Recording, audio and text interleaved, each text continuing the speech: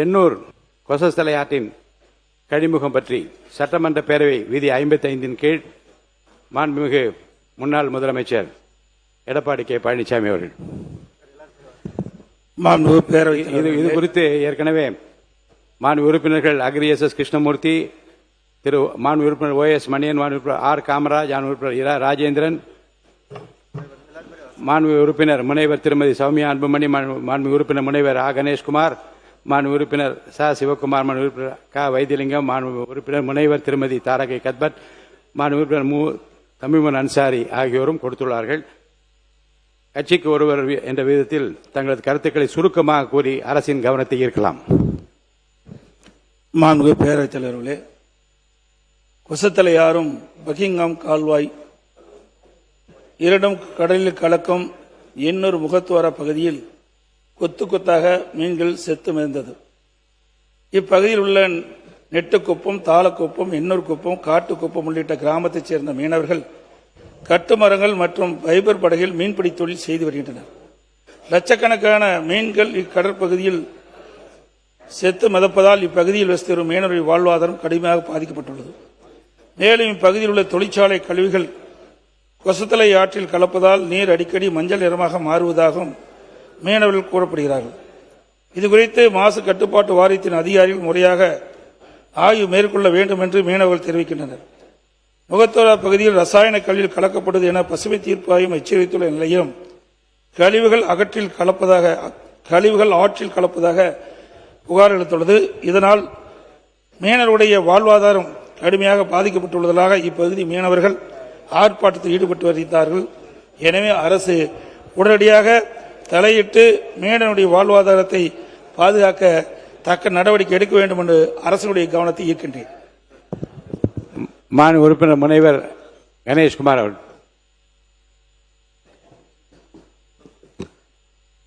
மாண்புமிகு பேரவைத் தலைவர் அவர்களே, தமிழ்நாட்டில் அதுவும் சென்னைக்கென்று இருக்கக்கூடிய நதிகளில் முக்கியமான ஒரு நதியாக திகழ்ந்து கொண்டிருப்பது கொசஸ்தலை ஆறு.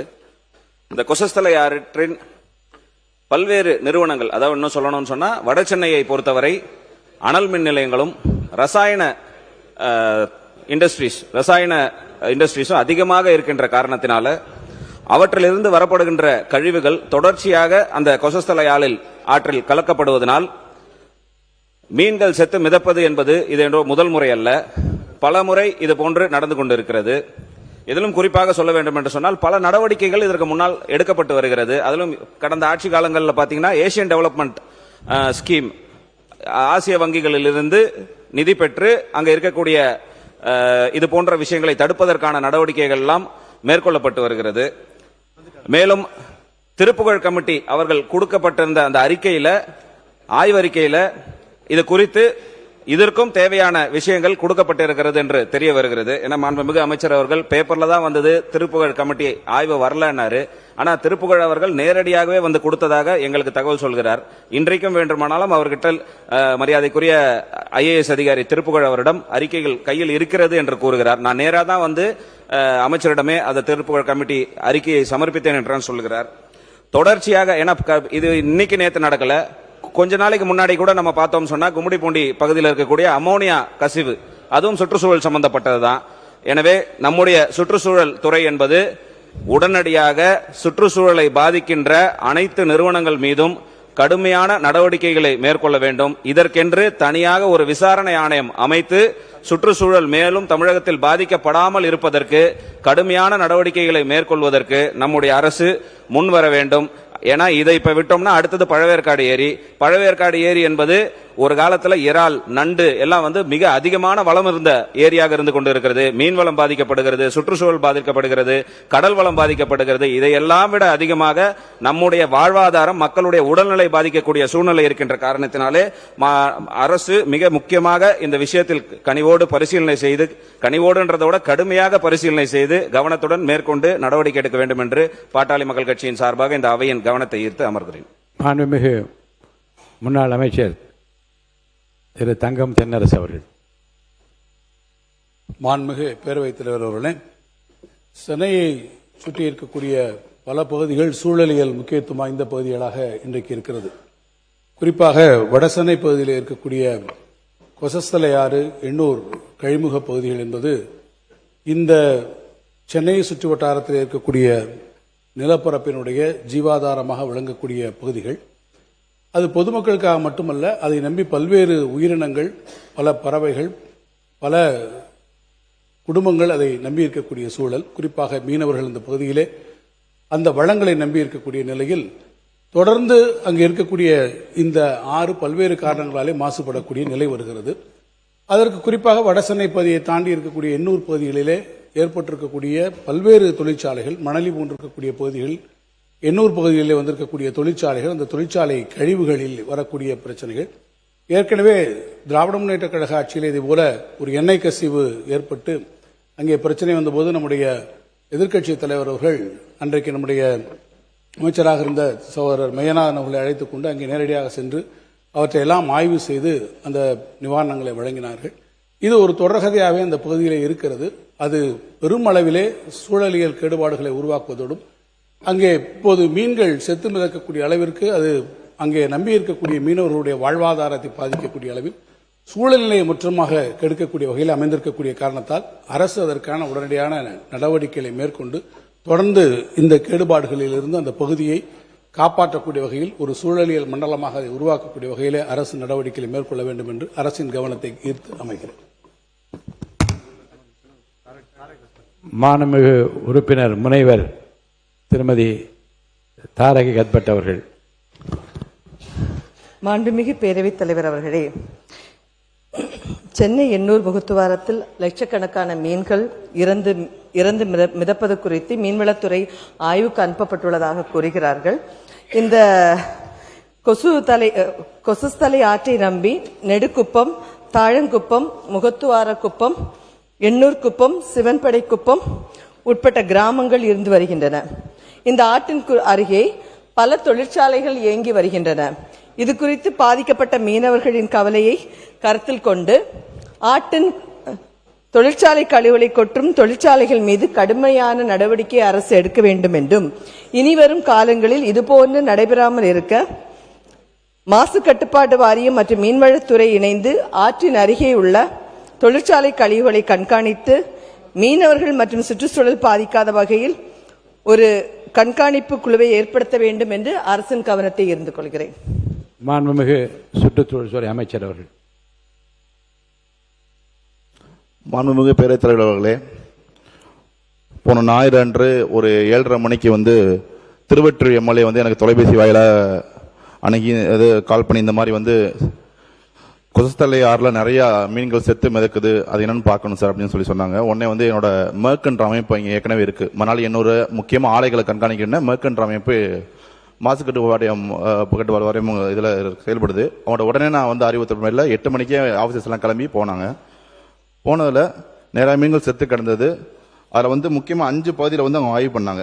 முக்கியமாக ரயில்வே பிரிட்ஜ், அதாவது பக்கிங்ஹாம் கெனாலோட ரயில்வே பிரிட்ஜ் கிட்ட, அப்புறம் பக்கிங்ஹாம் கெனாலும் கொஸ்தலை ஆறும் சேரக்கூடிய இடத்துல, எண்ணூர் முகத்துவாரத்தில், அப்புறம் கொஸ்தலை ஆறு நியர் காட்டுப்பாக்கம் அதுக்கிட்ட, அப்புறம் NCTPS cooling water discharge point அந்த இடத்துல ஆய்வு பண்ணாங்க.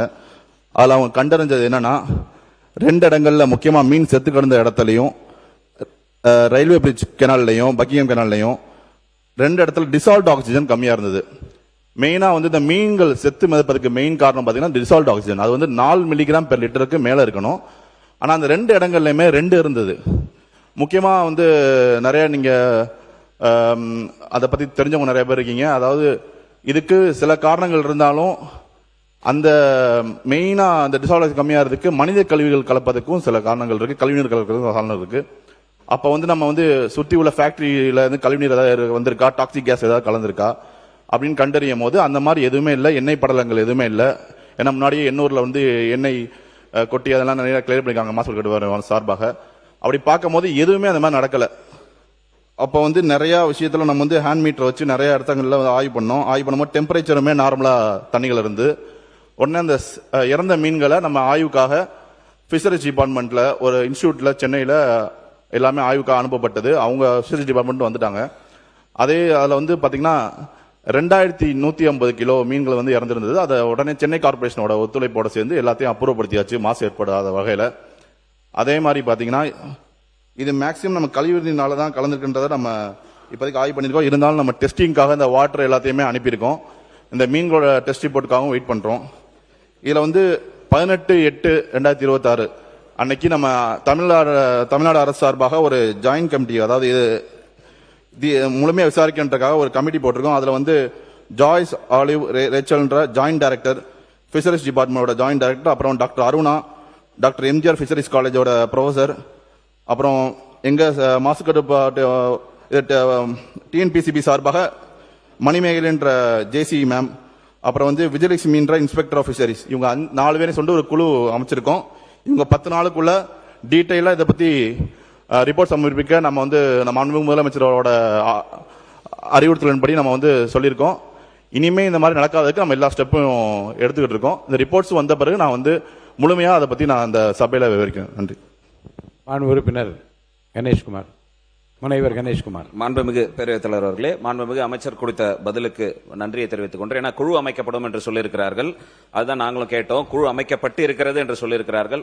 அதே நேரத்தில் குழு அமைச்சு விசாரணை மேற்கொள்வதற்கு முன்னாடவே இது போன்ற ரசாயன கழிவுகள் எதுவும் கலக்கப்படவில்லை என்று அமைச்சர் கூறியிருக்கிறார். அதை மட்டும் அவர் கனிவோடு பரிசீலனை செய்ய வேண்டும். ஏன்னா எல்லாருக்குமே தெரியும், ஒரு நீரில் ஆக்சிஜன் அளவு குறைகிறது என்று சொன்னால், அதோடைய தன்மை மாறுகிறது என்று சொன்னால், ஏதோ ஒரு ரசாயன கழிவுகள் கலப்பதன் மூலியமாக தான் அந்த நீரினுடைய தன்மை மாறும். முடிச்சிடறேன் சார், முடிச்சிட்ட உடனே தன்மை மாறக்கூடும். அப்படி எதுவும் கலக்காம எது விஷயமும் நடக்கல அப்படின்னு சொல்லக்கூடியது என்பது அந்த நிறுவனங்களை வந்து இன்னும் வந்து அவங்களை ஊக்குவிக்கக்கூடிய ஸ்டைலாக மாறிவிடும். அந்த நிறுவனங்கள் மீது விசாரணையின் அறிக்கையில் இறுதியில் அந்த நிறுவனங்களிலிருந்து கழிவுகள் கலக்கப்பட்டு இருந்தால் அந்த நிறுவனங்களிலிருந்து தண்டம் வசூலி செய்து அதை அகற்றுகின்ற பணிகளுக்கும் சரி, அதனால் பாதிக்கப்பட்ட மக்களுக்கும் சரி நிவாரணம் வழங்குவதற்கு அரசு முன்வர வேண்டும். ஏன்னா கடந்த காலத்தில் எண்ணெய் பத்தி சொன்னோம். எண்ணெய் எல்லாம் நம்ம வாளியில தான் எடுத்து வெளியில ஊத்திக்கிட்டு இருந்தோம். கடந்த காலங்களில் நம்ம பார்த்தோம், அந்த எண்ணெய் கசிவுகள் எல்லாம் பண்ணும்போது அதற்கெல்லாம் டெக்னாலஜி வேணும்னா எந்த நிறுவனத்திலிருந்து எண்ணெய் கலந்ததோ அந்த நிறுவனம் அதை அகற்றி தர வேண்டும். அப்படி அந்த நிறுவனங்களுக்கு கடுமையான தண்டங்களை விதித்தால்தான் இது போன்ற நிகழ்வுகள் மறுபடியும் நடக்காம தடுக்க முடியும் என்று சொல்லி, மீண்டும் அந்த விசாரணை குழு அறிக்கை வருவதற்கு முன்பு அந்த எண்ணெய் சுத்திகரிப்பு நிலையங்களோ கெமிக்கல் ஃபேக்டரியிலிருந்து வரலை என்ற முடிவுக்கு வர வேண்டாம் என்று கேட்டு அமர்கிறேன். மாண்புமிகு சுற்றுச்சூழல் மற்றும் காலநிலை மாற்றத்துறை அமைச்சர் அவர்கள். மாண்புமிகு பேரவைத் தலைவர்களே, உங்களுக்கு தெரியும், மாசு கட்டுப்பாட்டு வாரியத்தில் நிறைய டெக்னிக்கல் டீம் இருக்காங்க. அவங்களுக்கு நிறைய அந்த ஹேண்ட் மீட்டரை வச்சு சில விஷயங்கள பேராமீட்டர்ஸ் நம்ம ஒரு பேராமீட்டர்ல 5 பேராமீட்டர் அளந்திருக்கோம். அதுல தான் நம்ம வந்து மேக்சிமம் வந்து இந்த சிவேஜ் சிஸ்டம்னால தான் அப்படின்றத நம்ம கன்ஃபார்ம் பண்ணிருக்கோம். அது கன்ஃபார்ம் பண்றதுக்காக டெஸ்டிங்க்கு நம்ம அனுப்பியிருக்கோம். மேக்சிமம் ஒருவேளை அந்த நான் சொல்ற மாதிரி தான் எப்பவுமே தமிழ்நாடு அரசு, இந்த எங்களோட அரசு மாண்புமிகு முதலமைச்சர் தலைமையில ஆட்சிக்கு வந்த பிறகு குற்றம் செய்கிற, அதாவது சுற்றுச்சூழலை பாதிக்கக்கூடிய, மீன் வளத்தை பாதிக்கக்கூடிய எந்த ஃபேக்டரியா இருக்கட்டும், நிறுவனமா இருக்கட்டும், தப்பு பண்ணா கண்டிப்பா விட மாட்டோம். நீங்க ரீசெண்டா பார்த்திருப்பீங்க, கடந்த 3 மாதமாக ஒவ்வொரு இடத்துக்கும் கடுமையா ஆய்வு சேர்ந்து, அதாவது டையிங் யூனிட்டா இருக்கட்டும், நிறைய இடத்துங்கள்ல ஆத்துல இருக்கக்கூடிய எந்த நிறுவனமா இருக்கட்டும், பாரபட்சம் பார்க்காம இந்த அரசு வந்து கடுமையான நடவடிக்கை எடுத்துட்டு இருக்கோம். அதனால இதுல வந்து நாங்க முக்கியமா மணலி எண்ணூர் பகுதியில் பாதாள சாக்கடை திட்டம் வந்து சரியா செயல்படுத்தப்படல. அதுக்கு சரி பண்றதுக்கு நாங்க முழுவீச்சில் இறங்கியிருக்கோம்.